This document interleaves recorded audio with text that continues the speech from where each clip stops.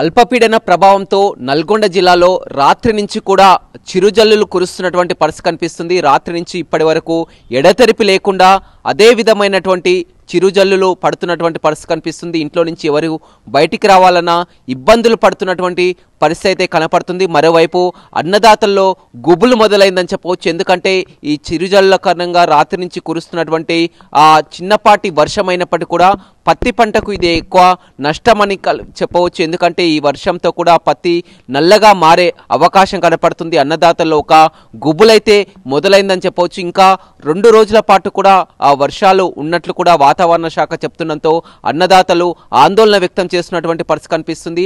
అదేవిధంగా రాత్రి నుంచి కూడా ఇదే విధమైనటువంటి చిరుజల్లుండడంతో ఇంట్లో నుంచి బయటికి రావడానికి కూడా ఇబ్బందులు పడుతున్నారు.